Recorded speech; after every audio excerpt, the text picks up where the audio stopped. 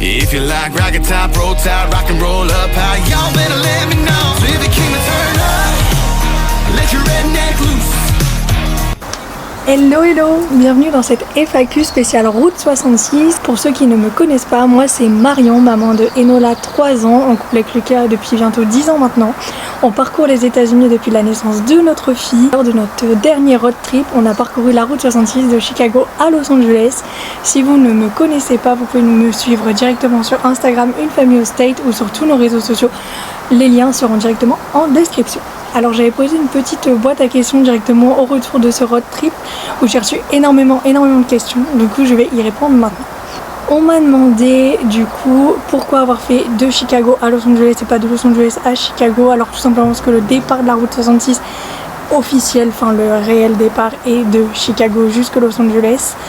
Donc voilà, après vous pouvez la faire en sens inverse sans souci. Si vous avez les deux panneaux des deux sens, vous pouvez la faire en sens inverse.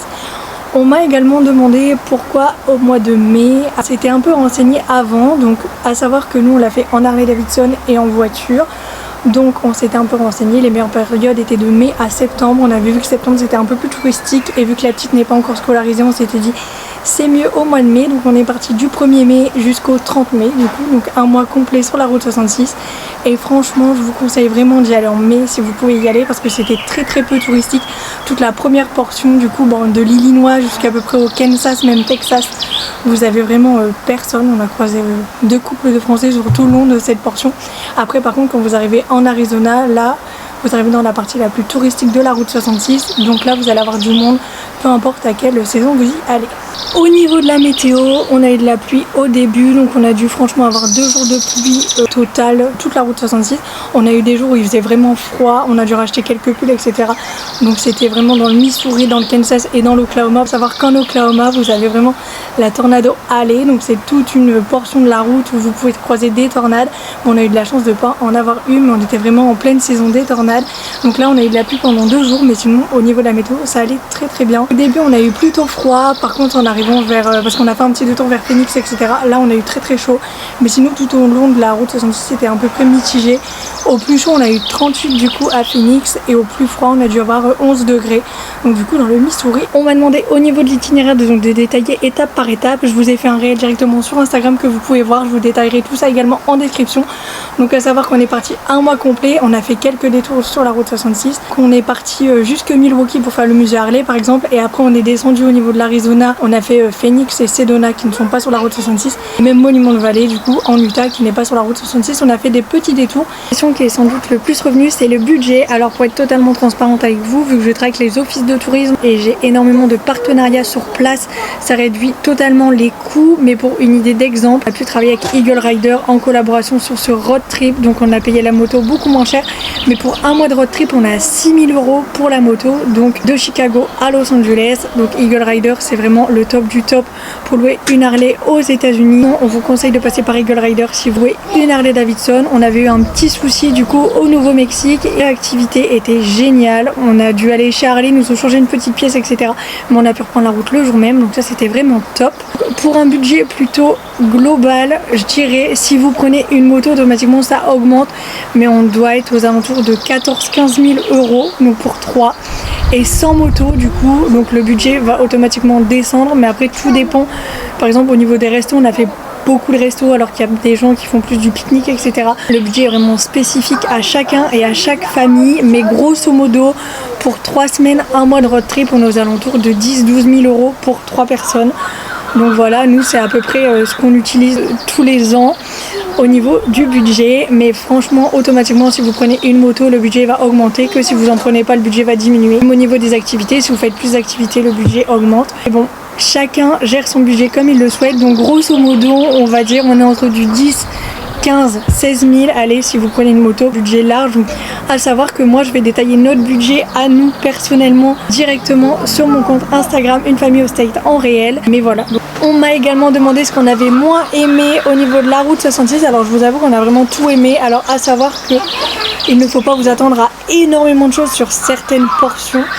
Des fois, on faisait juste des arrêts, donc c'était des anciennes pompes à essence vintage, etc. Mais franchement, c'est encore dans son jus et c'est vraiment incroyable. Mais pour ma part, ce que j'ai moins aimé et ce qui est ressorti donc, de ce road trip, c'est vraiment Tucson.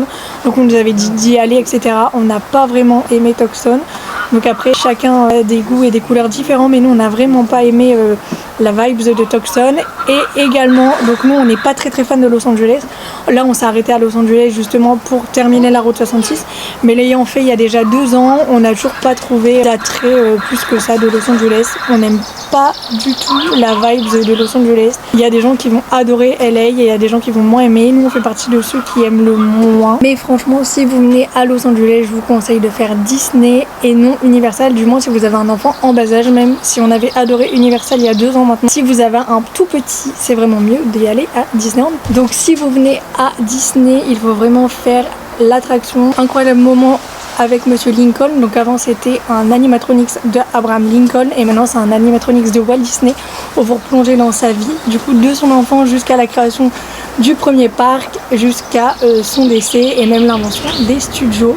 C'est vraiment un endroit incroyable. Donc Disneyland, on l'a vraiment préféré à Disneyland Paris. Rien à voir. Au niveau des landes, c'est quasi pareil. Donc vous avez en plus le land de Star Wars qui est vraiment incroyable. Au niveau des mythes caractères, franchement ça change de Disneyland Paris. Notre fille a rencontré beaucoup plus de personnages en une journée ici qu'en 3 ans à Disneyland Paris.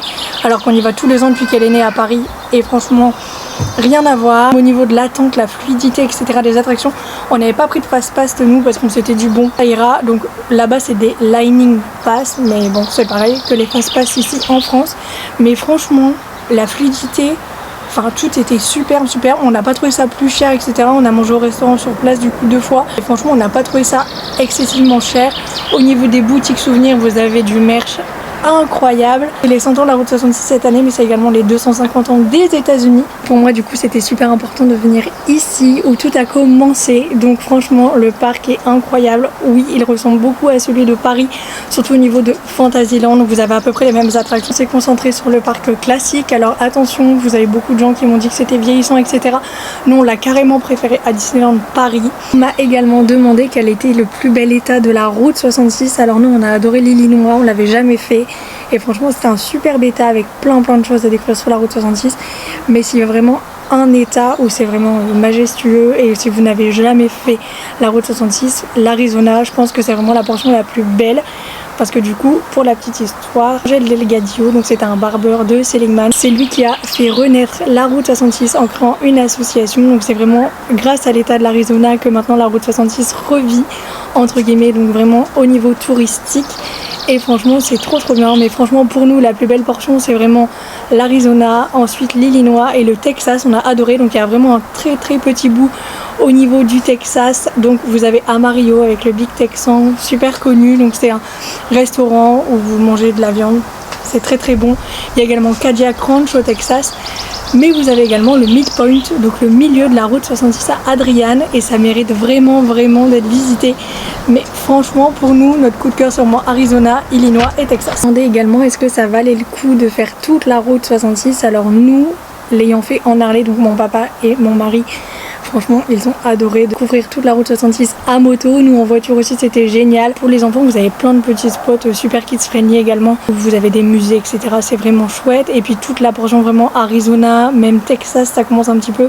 Et on a également au Kansas où vous avez toute une partie Cars. C'est vraiment où ça a inspiré le film d'animation Cars des studios Pixar. Vraiment chouette. Mais bon, si vous voulez vraiment un road trip 100% famille, c'est vrai que ça peut être un peu long. On m'a demandé également, vu que c'est les 100 ans de la route 66 cette année, est-ce qu'il y avait des rénovations ou des événements, etc. Alors oui, il y a eu des rénovations.